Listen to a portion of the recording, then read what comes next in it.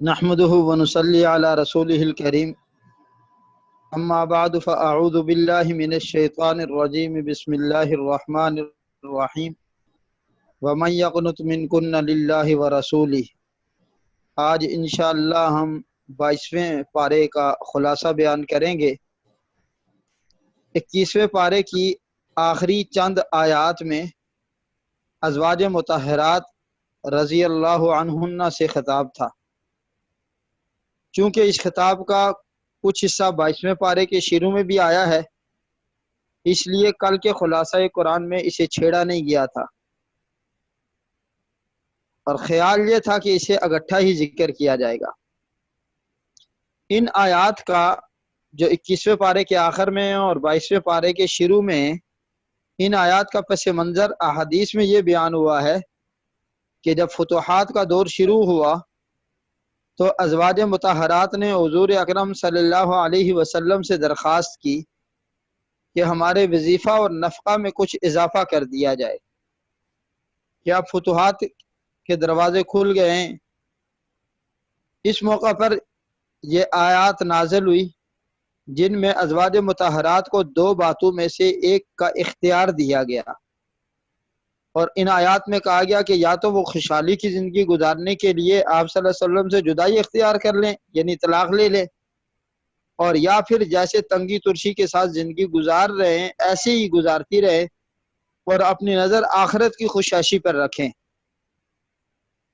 جب آپ نے انہیں اختیار دیا تو یہ ساری کی ساری ازواج مطہرات نے آخرت ہی کو ترجیح دی اور دنیا کی خوشحالی کو ٹھکرا دیا۔ اس موقع پر ازواج مطہرات کی فضیلت بیان کرتے ہوئے ازواج مطہرات کو 7 احکام بتائے گئے۔ پہلا یہ کہ مردوں کے ساتھ بات کرتے ہوئے لوچدار لہجہ اختیار نہ کریں۔ دوسرا یہ کہ بلا ضرورت گھر سے باہر نہ نکلیں، کیونکہ مسلمان عورت کا اصل اور محفوظ ٹھکانہ گھر ہی ہے۔ اور تیسرا یہ کہ زمانہ جاہلیت کی خواتین کی طرح اپنی زینت اور ستر کا اظہار کرتے ہوئے باہر نہ نکلیں۔ اصل میں تو زیب و زینت اپنے شوہر کے لیے ہونی چاہیے، اور یہ زیب و زینت اگر باہر کے لیے غیر محرم کے لیے کریں گے تو یہ ناجائز ہے۔ چوتھا حکم یہ دیا گیا کہ نماز کی پابندی کریں، اور 5واں حکم یہ دیا گیا کہ زکوٰۃ دیا کریں، اور 6واں حکم یہ دیا گیا اللہ اور اس کے رسول کی اطاعت کریں، اور 7واں یہ کہ قرآنی آیات کی تلاوت اور احادیث کا مذاکرہ کیا کریں۔ اس کے علاوہ اگلی آیات میں کچھ اور مضامین بھی بیان کیے گئے ہیں۔ ایک مضمون تو یہ بیان کیا گیا کہ مسلمان کی شخصیت کو معاشرہ میں نمایاں اور امتیازی حیثیت دینے اور اس کا تشخص اور پہچان پیدا کرنے والی 10 صفات ہیں۔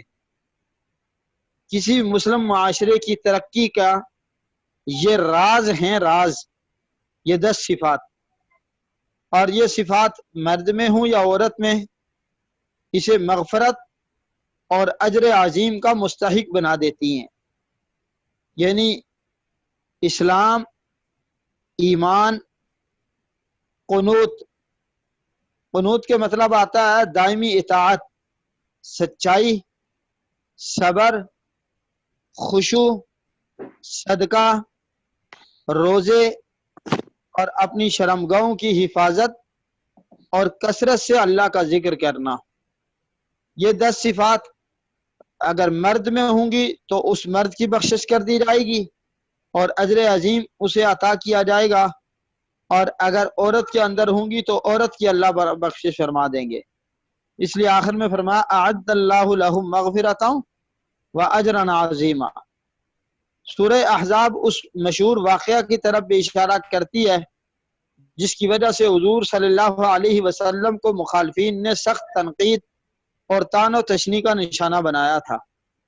ہوا یوں کہ جب آپ کے منہ بولے بیٹے حضرت زید بن حارثہ اور آپ کی پھوپھی زاد بہن حضرت زینب رضی اللہ تعالی عنہما کے درمیان نباہ نہ ہو سکا اور دونوں کے درمیان جدائی واقع ہو گئی، حضرت زید اور حضرت زینب کے درمیان، تو اللہ رب العزت کے حکم سے آپ صلی اللہ علیہ وسلم نے پھر حضرت زینب سے خود نکاح کر لیا۔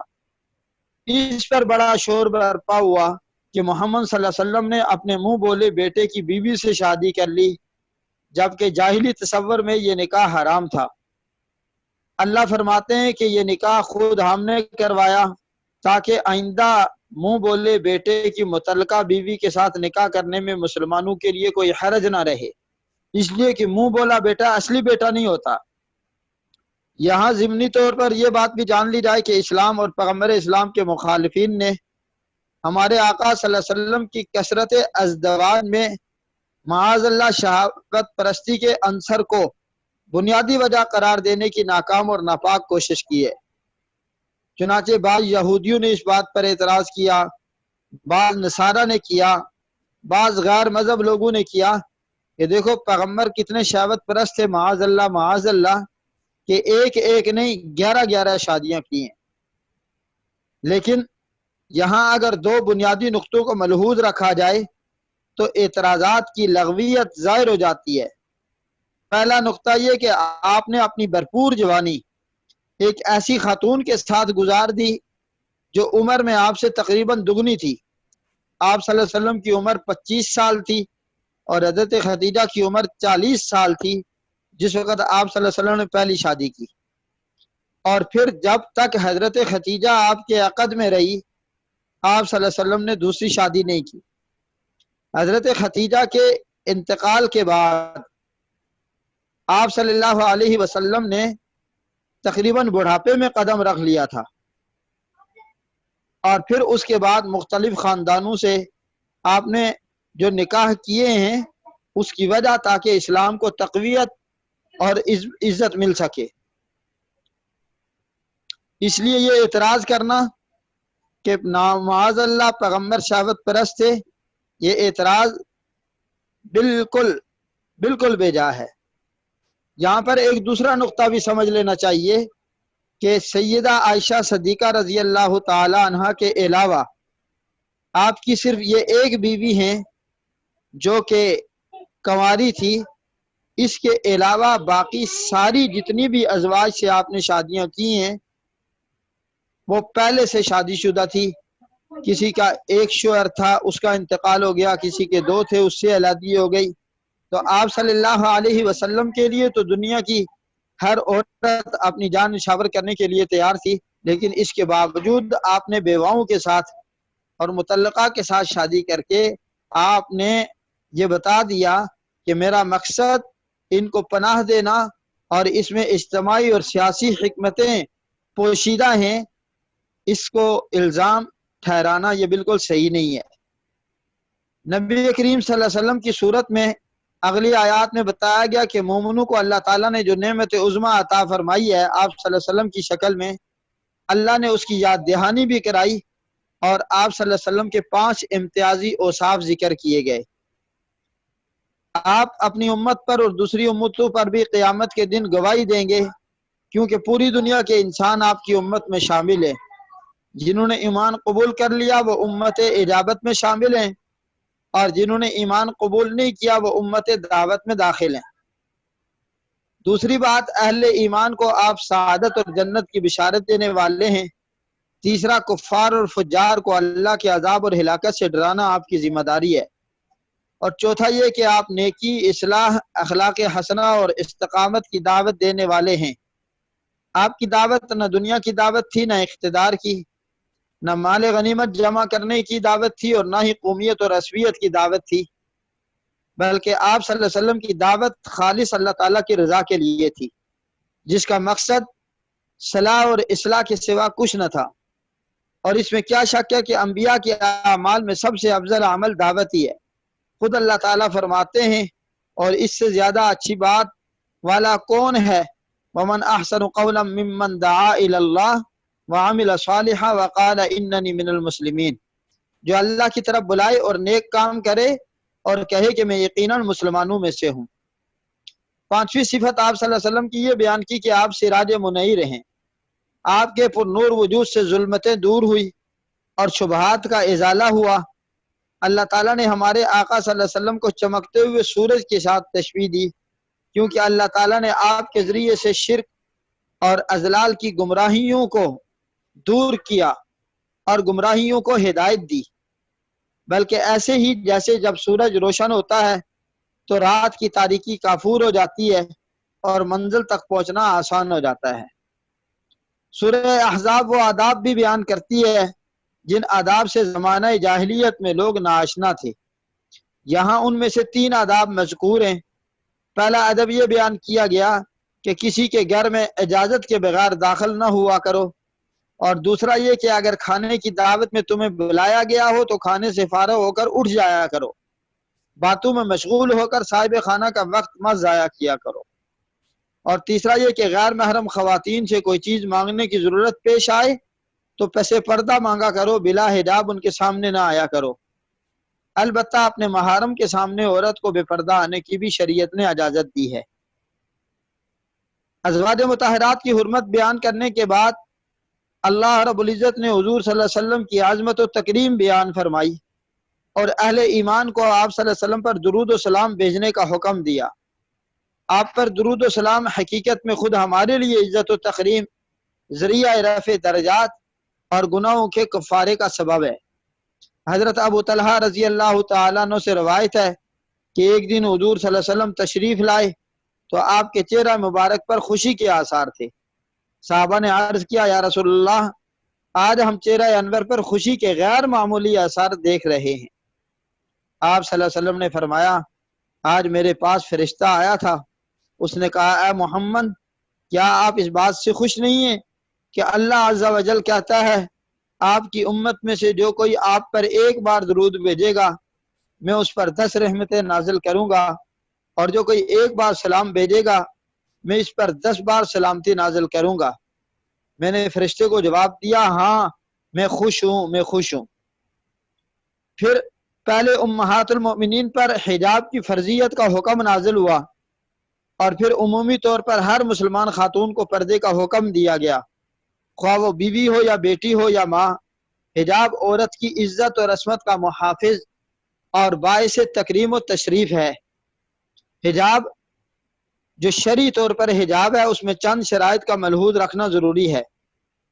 حجاب ایسا ہو کہ پورے بدن کو چھپا لے، وہ حجاب فی نفسی ہی پرکشش اور نگاہوں کو متوجہ کرنے والا نہ ہو، حجاب ایسا باریک نہ ہو جس سے جسم کی رنگت چھلکے اور نظر آئے، اور کشادہ ہو، ایسا تنگ نہ ہو کہ جو فتنے کا باعث بننے والے اعضاء کو ظاہر کرے، ایسا معطر نہ ہو جس کی خوشبو دوسرے تک پہنچے، بناوٹ میں مردوں کے لباس سے مشابہت نہ رکھتا ہو، اور ایسا لباس نہ ہو جو کافر اور مشرک عورتوں کی پہچان بن چکا ہو، اور شہرت کا لباس نہ ہو کہ جسے محض شہرت کے لیے پہنا جائے۔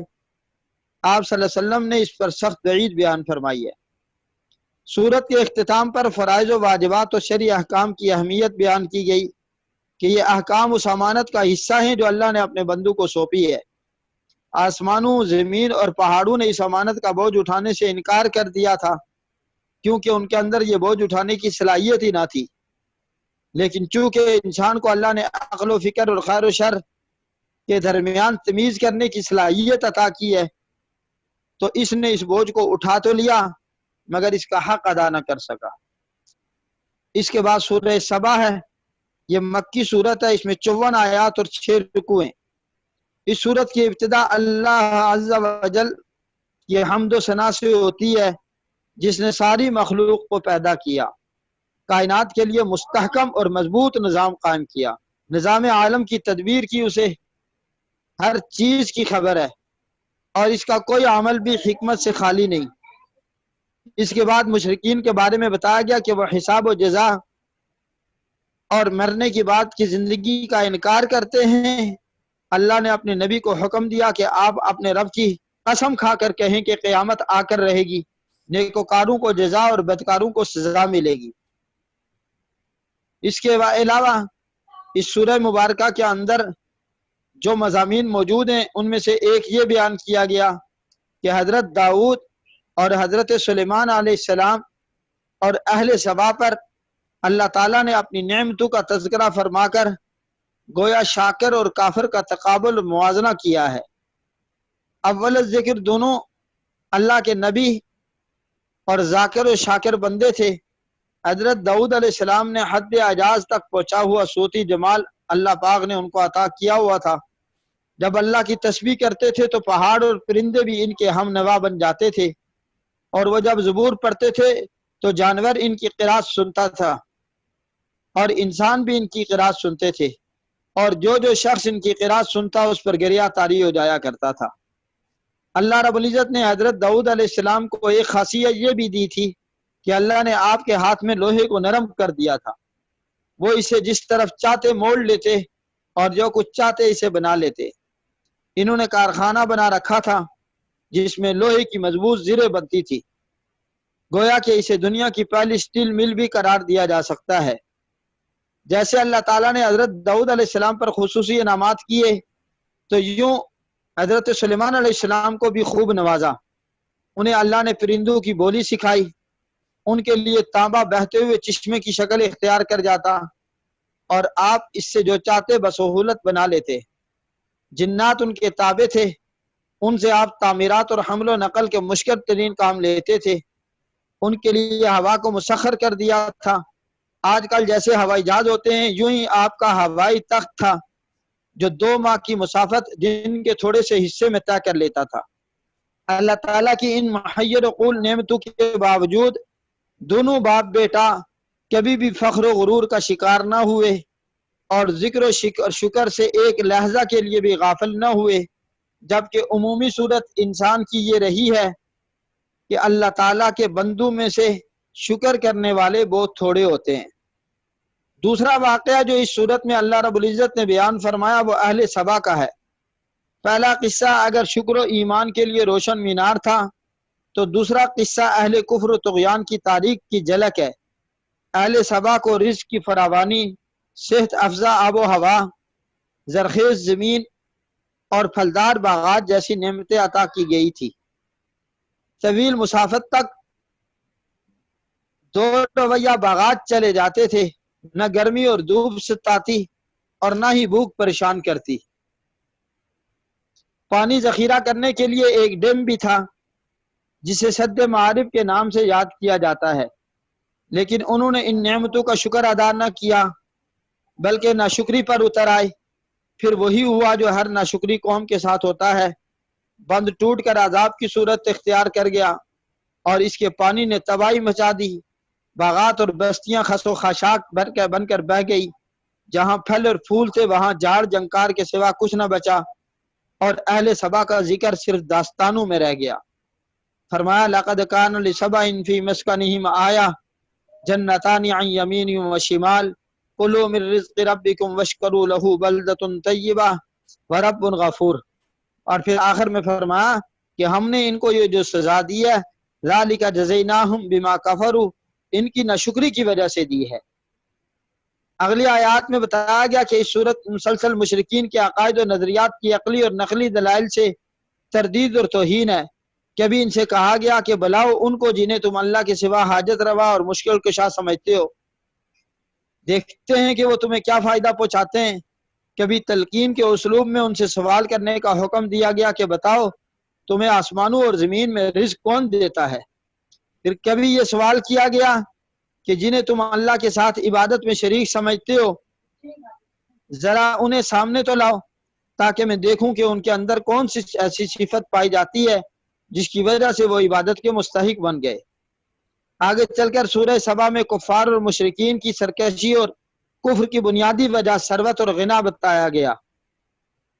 انہیں اس پر اتنا ناز تھا کہ ان کا خیال تھا کہ ہمارے جیسے اصحاب مال و اولاد کو نہ دنیا میں عذاب ہو سکتا ہے نہ آخرت میں عذاب ہوگا۔ قرآن کے الفاظ میں وہ کہتے تھے ہم اموال اور اولاد کے اعتبار سے تم سے زیادہ بہتر ہیں اور ہمیں عذاب نہیں دیا جائے گا۔ وہ آخرت کے معاملے کو بھی دنیا پر قیاس کرتے تھے۔ ان کا خیال تھا کہ جیسے اللہ تعالیٰ نے انہیں دنیا کی وسعت اور خوشحالی عطا فرمائی ہے یہی معاملہ ان کے ساتھ آخرت میں بھی کیا جائے گا، اور انہیں جواب دیا گیا کہ فرما دیجئے کہ میرا رب جس کے لیے چاہے روزی کشادہ کر دیتا ہے اور جس کے لیے چاہتا ہے تنگ کر دیتا ہے، لیکن اکثر لوگ نہیں جانتے۔ ثروت اور غنا پر فخر و غرور انہیں رسول اکرم صلی اللہ علیہ وسلم کے استہزاء اور تحقیر پر آمادہ کرتا تھا۔ चुनाचे मुशरिकीन मक्का आपको मजनू और दीवाना कहने से बाज नहीं आते थे, इसलिए अल्लाह ने फरमाया आप इनसे फरमा दीजिए तुम्हें एक नसीहत करता हूँ, तुम अल्लाह के लिए दो दो और अकेले अकेले मुस्तईद हो जाओ, फिर गौर व फिक्र करो, तुम यकीनन इस नतीजे पर पहुंचोगे कि तुम्हारे साथी यानी हुजूर सल्लल्लाहु अलैहि वसल्लम को कोई जुनून नहीं है, वो तुमको सख्त अजाब के आने से पहले सिर्फ डराने वाले हैं। आखिरी आयत में बताया गया कि वो आखिरत में ईमान कबूल करना चाहेंगे, लेकिन उनकी चाहत और उनके दरमियान पर्दा हायल कर दिया जाएगा, चुनाचे वो ईमान से महरूम ही रहेंगे। इसके बाद सूरह फातिर है, ये मक्की सूरत है, इसमें 45 आयात और 5 रुकू हैं। इस सूरत में तौहीद बारा की दावत, इसके वजूद पर दलाइल, शिर्क की बुनियादों का इन्हिदाम और दीन हक पर कायम रहने की ताकीद है।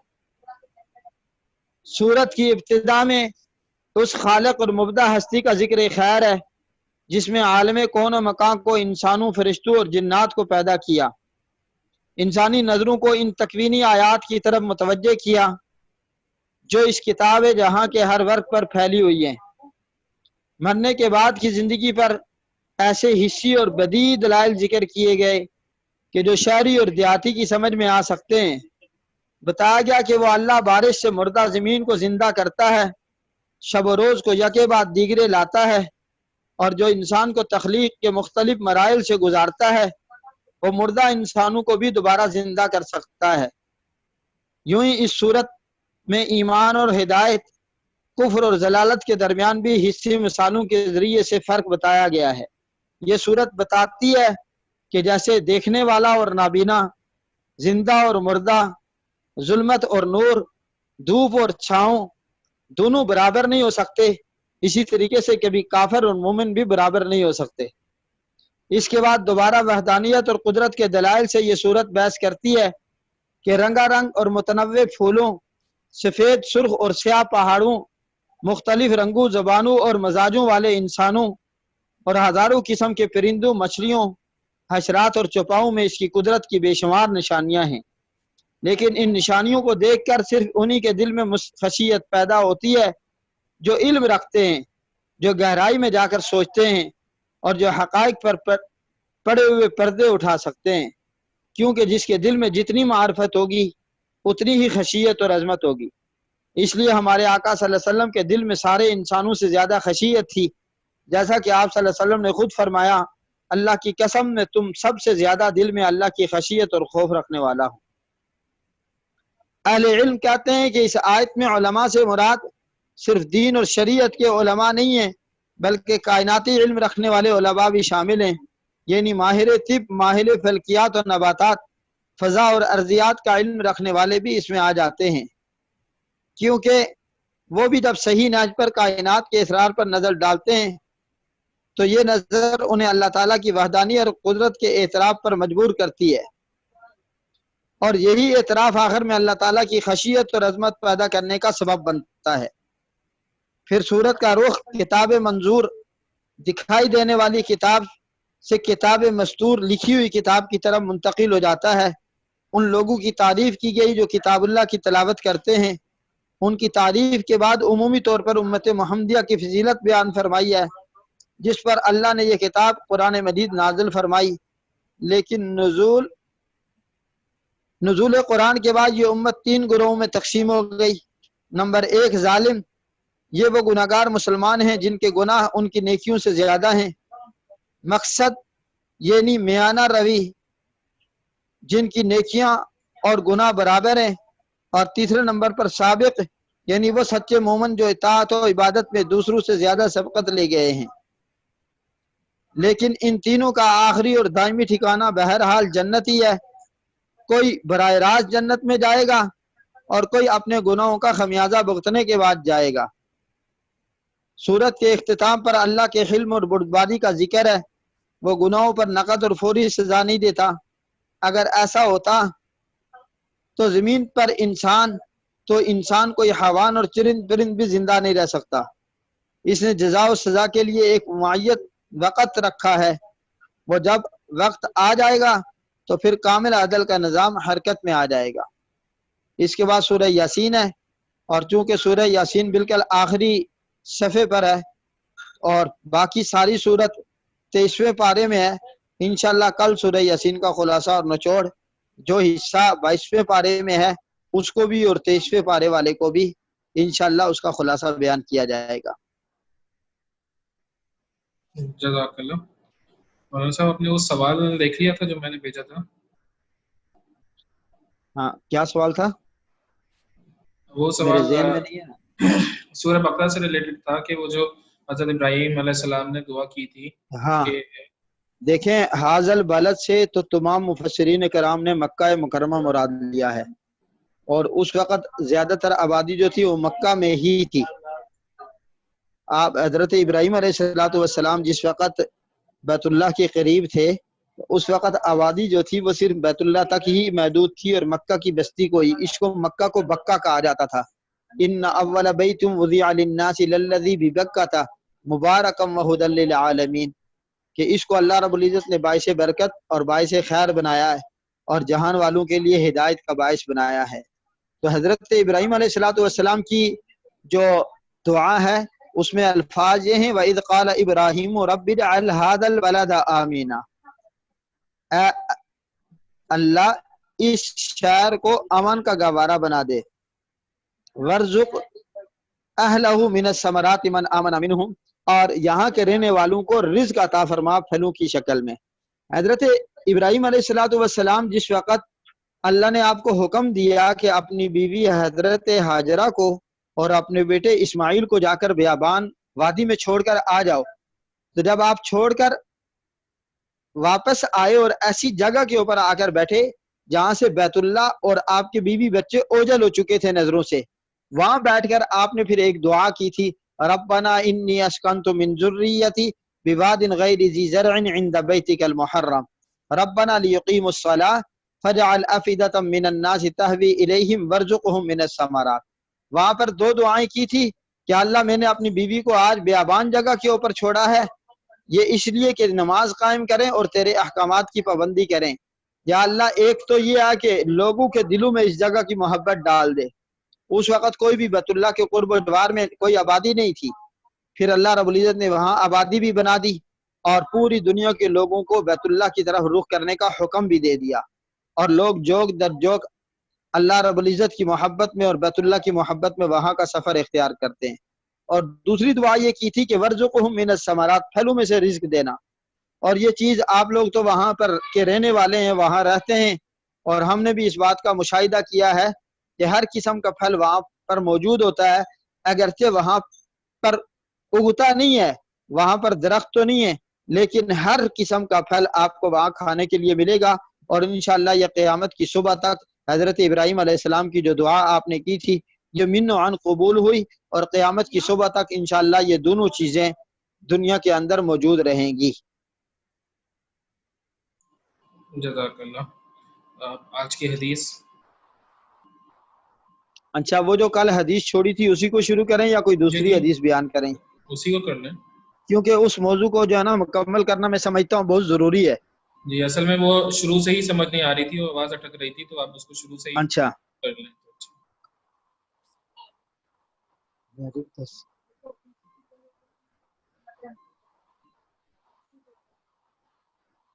نحمده ونصلي على رسوله الكريم بسم الله الرحمن الرحيم قال النبي صلى الله عليه وسلم الصلاة عماد الدین۔ حضور اقدس صلی اللہ علیہ وسلم کا ارشاد ہے کہ نماز دین کا ستون ہے۔ ستون کہتے ہیں جس کے اوپر بنیاد قائم کی جاتی ہے۔ کوئی بھی بندہ بلڈنگ یا مکان بناتا ہے تو سب سے پہلے اس کی بنیاد بنانے کے بعد اس کے ستون کھڑے کرتا ہے، جس ستون کے اوپر یہ عمارت قائم ہوتی ہے۔ اسی طریقے سے دین اسلام کے جو ستون ہیں وہ 5 ہیں۔ آپ صلی اللہ علیہ وسلم نے فرمایا بنی الاسلام علی 5، اسلام کی جو بنیاد رکھی گئی ہے وہ 5 چیزوں پر رکھی گئی ہے: کلمہ طیبہ، نماز، زکوٰۃ، روزہ اور حج۔ یہ 5 ارکان ہیں جن کے متعلق آپ صلی اللہ علیہ وسلم نے فرمایا کہ اسلام کی بنیاد ان 5 چیزوں پر رکھی گئی ہے۔ ان 5 چیزوں میں سے سب سے پہلی چیز تو ایمان ہے، جس کو کہتے ہیں کلمہ طیبہ لا الہ الا اللہ محمد الرسول اللہ، اور یہ ایمان اصل ہے۔ جب ایمان موجود ہے تو ایمان کے بعد عمل قابل قبول ہے، اور اگر ایمان نہیں ہے تو جتنے ہی اخلاص کے ساتھ کوئی عمل کیا جائے اس عمل کے اندر کوئی وزن نہیں ہوگا، اس عمل کے اوپر کوئی جزا نہیں دی جائے گی۔ اس لیے فرمایا کہ اصل ایمان ہے۔ اہل اعرابی کہتے ہیں، قرآن مجید میں ایک جگہ آتا ہے قالت الاعراب آمنا، اعرابی اور دیہاتی کہتے ہیں کہ ہم ایمان لائے۔ قل اے پیغمبر کہہ دیجیے لم تؤمنو، تم ایمان نہیں لائے، ولیکن قولوا اسلمنا، یوں کہو ابھی تو اسلام قبول کیا ہے۔ ایمان جب دل میں راسخ ہو جاتا ہے تو پھر انسان شر سے دور بھاگتا ہے اور خیر کی طرف آتا ہے۔ تو آپ صلی اللہ علیہ وسلم نے فرمایا کہ پہلی بنیادی ستون جو ہے وہ ایمان ہے، اور پھر باقی 4 ستون جو ہیں ان میں سے دوسرا ستون جو ہے وہ نماز ہے۔ نماز آپ صلی اللہ علیہ وسلم کی آنکھوں کی ٹھنڈک ہے، نماز مومن کی معراج ہے۔ اس معراج ہونے کا مطلب یہ ہے کہ اللہ رب العزت نے جب اس نماز کے فرض کرنے کا ارادہ فرمایا تو اللہ رب العزت نے حضور صلی اللہ علیہ وسلم کو اپنے پاس معراج کے موقع پر بلا لیا۔ باقی جتنے بھی احکام ہمارے اوپر نافذ ہوئے ہیں وہ سارے کے سارے احکام زمین پر اترے ہیں، لیکن نماز کی فرضیت کا حکم اللہ رب العزت نے حضور صلی اللہ علیہ وسلم کو اپنے پاس بلایا، اور بلا کر آپ صلی اللہ علیہ وسلم کو اور آپ کی امت کو نماز کا تحفہ عطا فرمایا۔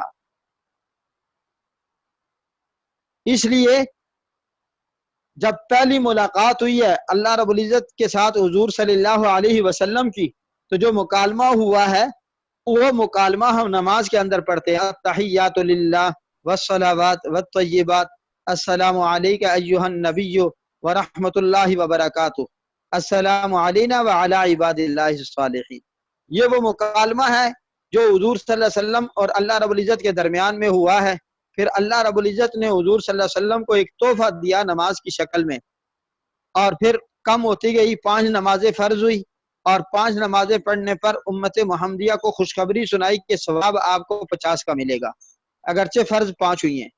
نماز کی اہمیت دین کے اندر ایسی ہے جیسے بدن کے لیے سر ہوا کرتا ہے۔ آپ صلی اللہ علیہ وسلم نے فرمایا لا سہم فی الاسلام من لا صلاۃ لہ، اس شخص کا اسلام میں کوئی حصہ ہی نہیں جو نماز نہیں پڑھتا۔ دیکھیے باقی جتنے بھی احکامات ہیں ان کے اندر بعض مخصوص حالات میں رخصت دی گئی ہے، جیسے روزہ ہے تو بیمار کے اوپر روزہ نہیں ہے، وہ بعد میں رکھ لے۔ اسی طریقے سے اگر وہ سفر کے اندر ہے تو سفر میں نہیں رکھ سکتا۔ زکوٰۃ ہے تو وہ ہر ایک کے اوپر فرض نہیں قرار دی، صرف صاحب نصاب کے اوپر زکوٰۃ فرض قرار دی، اور انشاءاللہ اس کے زکوٰۃ کے مسائل بھی تفصیل کے ساتھ آپ کے سامنے بیان کیے جائیں گے۔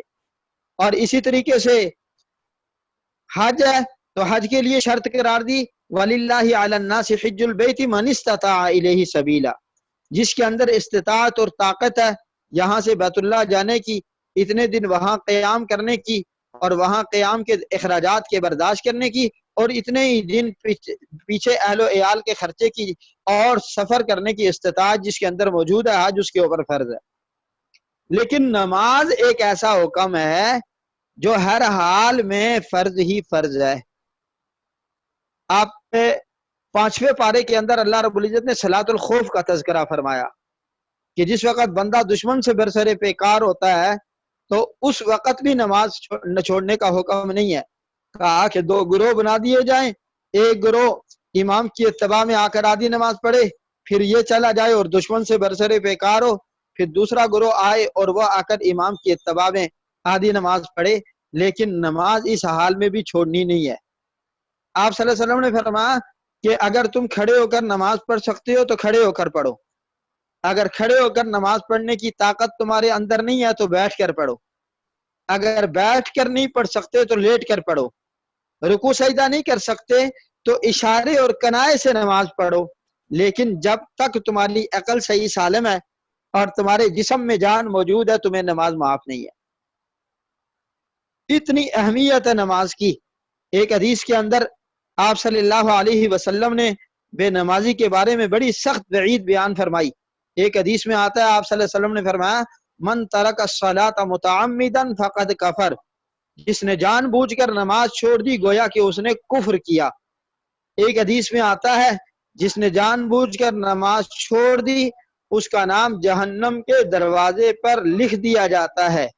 ایک روایت میں آتا ہے جس نے جان بوجھ کر نماز چھوڑ دی ایک حقب جہنم میں جلے گا۔ ایک حقب بڑی لمبی مدت ہے، اس لیے آپ صلی اللہ علیہ وسلم نماز کا بہت اہتمام فرمایا کرتے تھے اور اپنی امت کو بھی نماز کی طرف راغب کرتے تھے۔ نماز پڑھنے کے بڑے فضائل ہیں، آپ صلی اللہ علیہ وسلم نے احادیث مبارکہ کے اندر اس کی بڑی فضیلتیں بیان فرمائی ہیں۔ ایک حدیث میں تو آپ صلی اللہ علیہ وسلم نے فرمایا کہ جب بھی تمہیں کوئی مشکل امر لائق ہو جائے تو تم فوراً نماز کی طرف متوجہ ہو جاؤ، نماز تمہارے اس مشکل مسئلے کو حل کر کے رکھ دے گی۔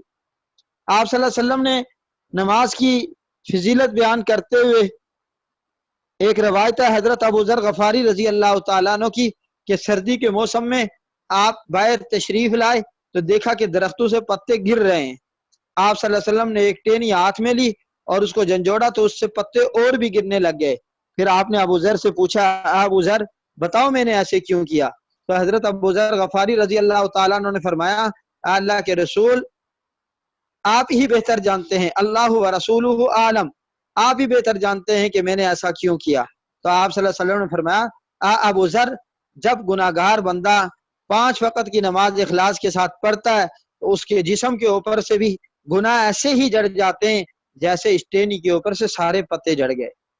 پھر فرمایا ایک دوسری روایت میں آتا ہے آپ صلی اللہ علیہ وسلم نے صحابہ کرام سے فرمایا اے صحابہ مجھے ذرا بتاؤ تو صحیح، ایک آدمی کی ایک دکان ہے اور ایک گھر ہے، جب وہ اپنے گھر سے اپنے دکان تک جاتا ہے تو گھر اور دکان کے درمیان میں 5 نہریں ہیں، ان 5 نہروں سے اس کو روزانہ گزرنا پڑتا ہے، اور جب بھی وہ نہر سے گزرتا ہے تو اس نہر پر غسل کرتا ہے۔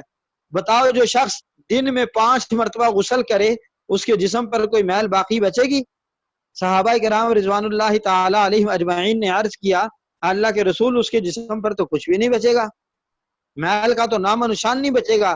فرمایا یہی حال 5 نمازوں کا ہے، جب مسلمان بندہ اخلاص کے ساتھ 5 وقت کی نماز پڑھتا ہے تو اس کے جسم کے اوپر کے گناہ ایسے ہی ڈل جاتے ہیں، اس کے جسم سے گناہ ایسے ہی ختم ہو جاتے ہیں جیسے کہ 5 وقت نہر میں غسل کرنے والے آدمی کے جسم کے اوپر سے میل ختم ہو جاتی ہے۔ آپ صلی اللہ علیہ وسلم نے بڑے ترغیبی انداز میں ترہیبی انداز میں آپ نے ڈرا کر بھی نماز کی تاکید فرمائی اور فرمایا ہر حال میں کسی صورت میں بھی نماز نہ چھوڑو۔ ہمارے جو ائمہ ہیں آپ اندازہ لگائیں نماز کی اہمیت کا، ہمارے جو ائمہ ہیں اس وقت پوری دنیا کے اندر 4 اماموں کی فقہ رائج ہے، ان 4 ائمہ میں سے 3 امام یہ کہتے ہیں کہ بے نمازی واجب القتل ہے، وہ دنیا میں زندہ رہنے کا حقدار نہیں ہے۔ اور امام اعظم ابو حنیفہ رحمۃ اللہ علیہ وہ یہ فرماتے ہیں کہ بے نمازی کو قتل تو نہ کیا جائے لیکن قید بمشقت کے اندر رکھا جائے، اور جب تک وہ سچی توبہ نہ کر لے اس قید سے اس کو رہائی نہ دی جائے۔ جب نماز کی اتنی اہمیت ہے تو ہمیں نماز کے معاملے میں غفلت نہیں ہونی چاہیے۔ الحمدللہ اللہ رب العزت نے آپ لوگوں کو جو شہر جو جگہ عطا فرمائی ہے وہاں ایک بڑا اچھا ماحول ہے، وہاں پر آپ لوگ جو ہے نا نماز کے اوقات میں کاروبار بھی بند ہو جاتے ہیں، مسجدوں میں نماز پڑھنے کے لیے وقت بھی دیا جاتا ہے۔ اللہ رب العزت سے دعا کریں کہ اللہ پاک پوری دنیا کے اندر ایک ایسا نظام بنا دے، ایسا اسلامی نظام نافذ ہو جائے، خلافت راشدہ والا نظام، کہ تاکہ وہاں یہاں بھی اور ہر کونے کونے کے اندر پوری دنیا کے اندر تاکہ نمازوں کے اوقات میں اپنے کاروبار بند ہوں اور لوگ نمازیں ادا کر سکیں۔ اللہ رب العزت نے ہمیں یہ بڑا ایک اہم فریضہ ادا دیا ہے، ہم اس فریضے کے ذریعے سے اپنی مشکلات کو حل کر سکتے ہیں، اپنی مشکلات کو دور کر سکتے ہیں، اور قیامت کے دن سب سے پہلے نماز کا حساب ہوگا۔ سب سے پہلے جس آدمی کی نماز پوری نکل آئی وہ کامیاب ہو جائے گا، اور جس آدمی کی نماز پوری نہ ہوئی تو کہا جائے گا دیکھو اس کے پاس کچھ نفلیں ہیں، اگر نفل نمازیں ہوں گی تو اس سے فرائض کو پورا کر دیا جائے گا، اور اسی طریقے سے باقی اعمال کا حساب کتاب ہوگا۔ آپ صلی اللہ علیہ وسلم نے فرمایا جو شخص 5 وقت کی نماز جماعت کے ساتھ ادا کرتا ہے اللہ رب العزت اس کو 5 انعامات عطا فرماتے ہیں۔ سب سے پہلا انعام اس کی رزق کی تنگی دور کر دی جاتی ہے۔ آج پوری دنیا رزق کے معاملے میں پریشان ہے، اور آپ صلی اللہ علیہ وسلم نے رزق کی تنگی کو نماز کے ساتھ مشروط کر دیا ہے۔ فرمایا رزق کی تنگی دور کر دی جاتی ہے، قبر کا عذاب ہٹا دیا جاتا ہے، نامہ اعمال دائیں ہاتھ میں دیا جاتا ہے، اور بغیر حساب کتاب کے جنت میں داخل کر دیا جاتا ہے، پلسرات سے بجلی کی طرح اس کو گزار دیا جاتا ہے۔ تفصیل نہیں ہے، ورنہ ان میں سے ایک ایک عمل بڑا وضاحت طلب ہے۔ پلسرات کا 1500 سال کا راستہ ہے، قبر کی اتنی لمبی چوڑی زندگی ہے، قبر کے عذاب سے اللہ محفوظ فرما دیتے ہیں۔ نامہ اعمال دائیں ہاتھ میں، جن کو نامہ اعمال بائیں ہاتھ میں ملے گا وہ موت کو پکاریں گے، ہلاکت کو پکاریں گے۔ وَأَمَّا مَنْ أُوتِيَ كِتَابَهُ بِشِمَالِهِ فَيَقُولُ يَا لَيْتَنِي لَمْ أُوتَ كِتَابِيَهْ، کہے گا یا اللہ کاش مجھے یہ نامہ اعمال ملتا ہی نہ تو اچھا تھا۔ وَلَمْ أَدْرِ مَا حِسَابِيَهْ يَا لَيْتَهَا كَانَتِ الْقَاضِيَةَ مَا أَغْنَىٰ عَنِّي مَالِيَهْ، میرا مال میرے کام نہ آیا، ہلک عنی سلطانیہ، میری سلطنت نے مجھے ہلاک اور تباہ و برباد کر دیا، آج میں خسارے میں اور ناکام کے اندر رہا۔ تو جس کو نامہ اعمال دائیں ہاتھ میں ملے گا، جو شخص 5 وقت کی نماز پابندی کے ساتھ ادا کرنے والا ہے، اللہ رب العزت اس کو دائیں ہاتھ کے اندر نامہ اعمال عطا فرمائیں گے۔ اللہ رب العزت ہمیں یہ جو گفتگو ہوئی ہے اس کو اپنی بارگاہ کے اندر قبول فرمائے، اور ہم سب کو اس کے اوپر 100% عمل کرنے کی توفیق عطا فرمائے۔ بڑی دیر تک تقریباً 1 گھنٹہ ہونے والا ہے، آپ نے بڑی تفصیل کے ساتھ میری یہ گفتگو سنی۔ اللہ رب العزت اس کے بدلے میں اللہ حرمین شریفین کی حاضری کی سعادت نصیب فرمائے، اور اللہ رب العزت آپ سب سے راضی ہو جائے۔ وآخر دعوانا ان الحمدللہ رب العالمین۔ جزاک اللہ مولانا صاحب، جیسے آپ لوگوں کے شب جمعہ بھی ہے اور 21ویں شب بھی ہے پاکستان میں، تو ایک دعا اگر ہو جائے تو اچھا رہے گا۔ چلو ٹھیک ہے، دعا بھی کر لیتے۔ الحمدللہ رب العالمین والعاقبۃ للمتقین والصلاۃ والسلام علی رسولہ الکریم۔ یا الہنا و الہ کل شیء الہ واحد لا الہ الا انت، یا الہنا و الہ کل شیء یا ذا الجلال والاکرام۔ اللہم انی اسألک بانی اشہد انک انت اللہ لا الہ الا انت الاحد الصمد الذی لم یلد ولم یولد ولم یکن لہ کفوا احد۔ یا اللہ یا واحد یا موجود یا جواد یا باسط یا کریم یا وہاب یا ذا الطول یا غنی یا مغنی یا فتاح یا رزاق یا علیم یا حکیم یا حی یا قیوم، برحمتک نستغیث، ربنا هب لنا من ازواجنا وذریاتنا قرۃ اعین واجعلنا للمتقین اماما، ربنا آتنا فی الدنیا حسنہ وفی الآخرۃ حسنۃ وقنا عذاب النار وقنا عذاب القبر وقنا عذاب الحشر وقنا عذاب المیزان۔ اللہم انی اعوذ بک من عذاب القبر واعوذ بک من عذاب جہنم ونعوذ بک من فتنة النساء والمحیا والممات۔ اللہم انی اعوذ بک من فتنة المسیح الدجال۔ اللہم انی اعوذ بک من کل فتن۔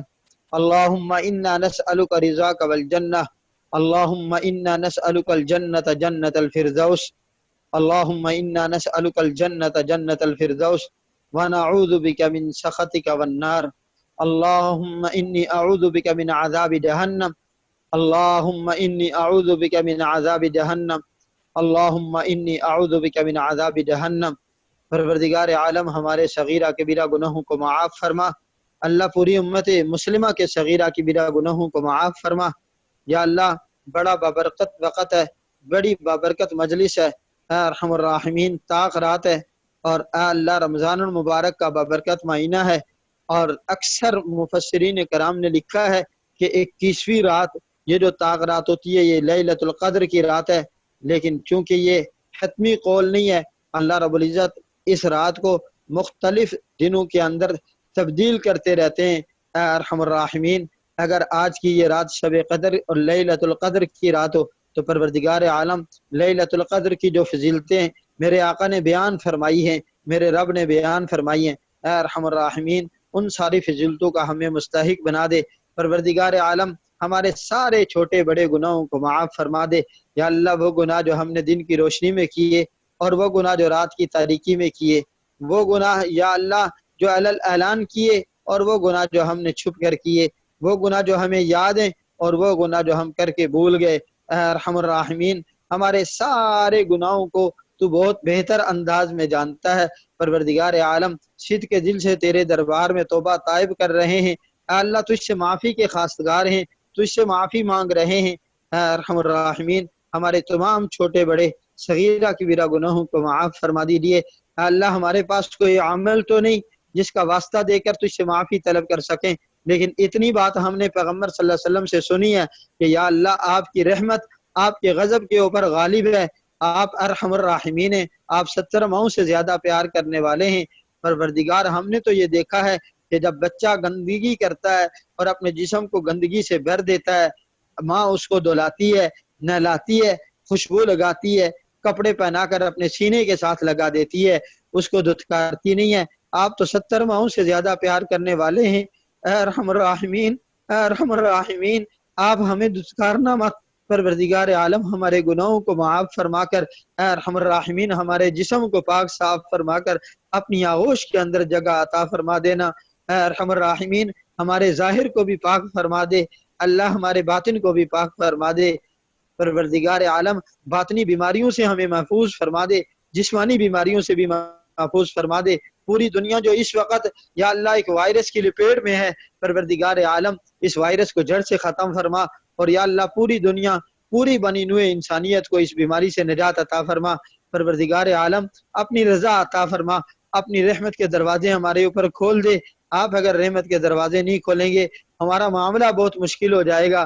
یا اللہ آپ کی رحمت تو آپ کے غضب پر غالب ہے، یا اللہ اس غصے کو پھینک دیجیے، اپنی رحمت کو سامنے رکھتے ہوئے اس امت کے حال کے اوپر رحم فرما دیجیے۔ اے ارحم الراحمین ہمارا یہ جو تفسیر کا سلسلہ ہے یا اللہ یہ محض خالصتاً تیری رضا کے لیے ہے، اللہ اس کو اپنی بارگاہ میں قبول و منظور فرمائیے، اور یا اللہ اس کو ہدایت کا باعث بنا دیجیے۔ پروردگار عالم سب کو حرمین شریفین کی حاضری کی سعادت نصیب فرمائیے۔ جن کے دلوں میں جائز تمنائیں ہیں، ضرورتیں ہیں، اپنے ارمان لیے ہوئے ہیں بیت اللہ کی حاضری کے، یا اللہ ان کے لیے بیت اللہ جانا آسان فرما دیجیے۔ یا اللہ مسجد حرام کو اور بیت اللہ کو اے اللہ ہماری عبادتوں کے لیے کھول دیجیے۔ پروردگار عالم بہت سخت ناراضگی ہو گئی ہے اے ارحم الراحمین، لیکن تو راضی ہوگا تو کام بن جائے گا۔ یا اللہ تو ناراض ہوگا تو یا اللہ تجھے کون راضی کر سکتا ہے۔ یا اللہ ہم تجھ سے درخواست کرتے ہیں تو ہم سے راضی ہو جا اپنی رحمت کے غلبے کے صدقے۔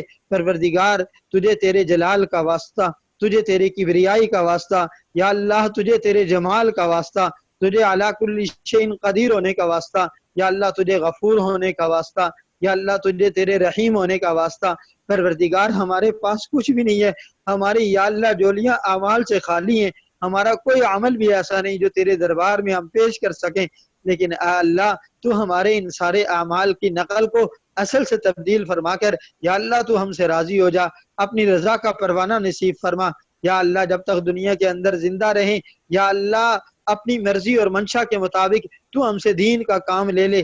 یا اللہ امام مہدی کے راستے کو ہمارے لیے ہموار فرما دے، اور یا اللہ امام مہدی کے لیے جو قافلہ تیار ہونے والا ہے یا اللہ اس قافلے میں ہمیں بھی شامل فرما دیجئے۔ یا اللہ دجالیت سے محفوظ فرمائیے، دجال کے فتنے سے محفوظ فرمائیے، یا اللہ دجالی حرکتوں سے محفوظ فرمائیے۔ پروردگار عالم یا اللہ اپنا قرب نصیب فرما دیجئے، مرتے وقت کلمہ طیبہ نصیب فرما دیجئے۔ جب تک دنیا کے اندر زندہ رہیں یا اللہ دین اسلام کی آبیاری میں زندگی گزر جائے، یا اللہ شریعت کے مطابق زندگی گزر جائے، اور جب دنیا سے رخصت ہونے لگیں پروردگار عالم زبان کے اوپر یا اللہ کلمہ طیبہ کو جاری فرما۔ یا اللہ ہماری قبر کو نور سے منور فرما، یا اللہ پل صراط سے گزرنا آسان فرما، منکر نکیر کے سوالوں کے جوابوں میں آسانی پیدا فرما، اے اللہ پل صراط سے گزرنا آسان فرما۔ اے ارحم الراحمین یا اللہ تو ہمیں جنت الفردوس میں یا اللہ جانے کا مستحق بنا، پروردگار عالم ہمیں جنت الفردوس کا وارث بنا۔ اے ارحم الراحمین جہنم بڑی خطرناک جگہ ہے یا اللہ ہم تو ایک ماچس کی آگ کو برداشت نہیں کر سکتے، پروردگار عالم جہنم کی آگ کو کیسے برداشت کریں گے؟ یا اللہ تجھ پر بڑا مان اور امید رکھی ہوئی ہے، پروردگار عالم اس آگ سے ہم سب کو بچا لے، اللہ اس آگ سے ہم سب کو محفوظ فرما دے، یا اللہ جہنم کی ہولناکیوں اور سختیوں سے محفوظ فرما دے، پروردگار عالم جنت الفردوس میں ٹھکانہ عطا فرما۔ اے ارحم الراحمین ہمارے گھروں کو بھی سکون کا اور امن کا مرکز بنا، یا اللہ ہمارے کاروباروں کو بھی امن اور سکون کا مرکز بنا، یا اللہ گھروں کی ناچاکیوں اور تلخیوں کو دور فرما، یا اللہ اولادوں کو سکون اور امن والا بنا، پروردگار عالم جن کی اولاد نہیں ان کو اولاد عطا فرما، جن کی ہاں اولاد ہے یا اللہ ان کے نصیب اچھے فرما، یا اللہ جن کی ہاں اولاد ہے ان کو یا اللہ نیک اور صالح بنا، پروردگار عالم سب کی اولادوں کو نیک اور صالح بنا، سب کی اولادوں کے نصیب اچھے فرما، یا اللہ جو بے اولاد ہیں ان کی جولیوں کو اولاد سے بھر دے، پروردگار عالم ہماری ضروریات کو غیب کے خزانوں سے پورا فرما، یا اللہ اپنے در کا بیکاری بنا، در در کی ٹھوکریں کھانے سے محفوظ فرما، پروردگار عالم تو غنی ہے، یا اللہ تو وہ ذات ہے، تو واحد وہ ذات ہے پوری روح زمین کے اندر کہ جس سے مانگو تو خوش ہوتا ہے، دنیا والوں سے مانگے تو دنیا والوں سے مانگتے ہیں تو وہ ناراض ہو جاتے ہیں، ایک مرتبہ دینے کے بعد تیور چڑھا دیتے ہیں، یا اللہ ایک مرتبہ مانگنے کے بعد واپسی کا مطالبہ کرتے ہیں، تو وہ ذات ہے جو دینے پر خوش ہوتی ہے، تیرے خزانے میں کسی چیز کی کمی نہیں، تو واپسی کا مطالبہ بھی نہیں کرتا، تو قرض بھی نہیں دیتا، پروردگار عالم تو عطا کرتا ہے، تیرے خزانوں میں کسی چیز کی کمی نہیں، ضرورت مندوں کی ضرورتوں کو پورا فرما، یا اللہ حاجت مندوں کی حاجتوں کو پورا فرما، یا اللہ بے روزگاروں کو حلال روزگار نصیب فرما، یا اللہ ہر شخص کو بابوسط بافراغت رزق حلال نصیب فرما، رزق حرام سے بچنے کی توفیق عطا فرما، پروردگار عالم جب تک دنیا میں زندہ رہیں یا اللہ امن کی، سکون کی، اطمینان کی، اپنی رضا والی زندگی نصیب فرما، یا اللہ دین کا کون سا کام ہمارے لیے کرنا بہتر ہے تو بہتر جانتا ہے، یا اللہ ہمارا ہاتھ پکڑ کر ہمیں صراط مستقیم کے اوپر چلا، اور یا اللہ غلط راستے سے ہمیں محفوظ فرما، یا اللہ تو ہم سے راضی ہو جا، یا اللہ جو حاضرین مجلس ہیں جو اس دعا کے اندر شریک ہیں، یا اللہ ان کے دلوں میں کوئی ارمان ہے، کوئی جائز مطالبہ ہے، کوئی جائز دعا ہے، یا اللہ تو ان کو بہتر جانتا ہے، تو قبول و منظور فرما دے، یا اللہ ہمارے عزیز و اقارب رشتہ دار والدین اساتذہ یا اللہ ہمارے پاس پہلے موجود تھے آج وہ دنیا کے اندر موجود نہیں ہیں، یا اللہ سب کی بخشش فرما، ہمارے جتنے بھی رشتہ دار ہیں ان سب کی بخشش فرما، ہمارے والدین کی بخشش فرما، ہمارے اساتذہ کی بخشش فرما، پروردگار عالم جو لوگ بیمار ہیں انہیں شفائے کاملہ عاجلہ مستمرہ نصیب فرما، جو اپنی بیماریوں سے عاجز آ گئے ان کے ساتھ عافیت والا معاملہ فرما، یا اللہ ہر قسم کے موذی مرضوں سے یا اللہ آپ نجات عطا فرما دیجئے، پروردگار عالم ہماری دعاؤں کو قبول فرما دیجئے، یا اللہ ہر وہ چیز عطا فرما آپ صلی اللہ علیہ وسلم نے مانگی، اور ہر اس چیز سے پناہ دے جس سے آپ صلی اللہ علیہ وسلم نے پناہ چاہیے، اے ارحم الراحمین ہر خیر عطا فرما، ہر شر سے محفوظ فرما، یا اللہ آپ صلی اللہ علیہ وسلم نے جو دعائیں مانگی وہ دعائیں ہمیں بھی کرنے کی توفیق عطا فرما، یا اللہ آپ صلی اللہ علیہ وسلم نے اور آپ صلی اللہ علیہ وسلم کے علاوہ جتنے بھی انبیاء دنیا میں گزرے ہیں، اس کے علاوہ تیرے جتنے بھی نیک ولی کتب افضال اللہ والے گزرے ہیں، یا اللہ انہوں نے جس جس موقع پر جو خیر کی دعائیں مانگی ہیں یا اللہ وہ ساری خیریں ہمیں نصیب فرما، اور یا اللہ جس جس موقع پر جس شر سے پناہ مانگی ہے یا اللہ ان تمام شرور سے ہمیں پناہ عطا فرما، اے ارحم الراحمین ہمیں مستجاب الدعوات بنا، یا اللہ ہمارے پیٹوں میں رزق حلال داخل فرما، رزق حرام سے ہمیں بچنے کی توفیق عطا فرما، ہمارے روزوں کو قبول فرما، ہماری تراویح کو قبول فرما، پروردگار عالم کوئی کمی پیشی ہم سے ہو گئی ہے تو محض اپنے فضل و کرم سے اس کو معاف فرما، اللہ ہماری دعاؤں کو قبول و منظور فرما، ربنا تقبل منا انك انت السميع العليم وتب علينا انك انت التواب الرحيم، صلی اللہ تعالی علی خیر خلقہ محمد وعلی آلہ واصحابہ اجمعین برحمتک یا ارحم الراحمین۔ جزاک اللہ مولانا صاحب، بہت بہت شکریہ آپ کا، ٹھیک ہے انشاءاللہ کل ملاقات کرتے ہیں آپ سے۔ ٹھیک ہے جی، بہت بہت شکریہ، جزاک اللہ۔ السلام علیکم۔ وعلیکم السلام ورحمۃ اللہ۔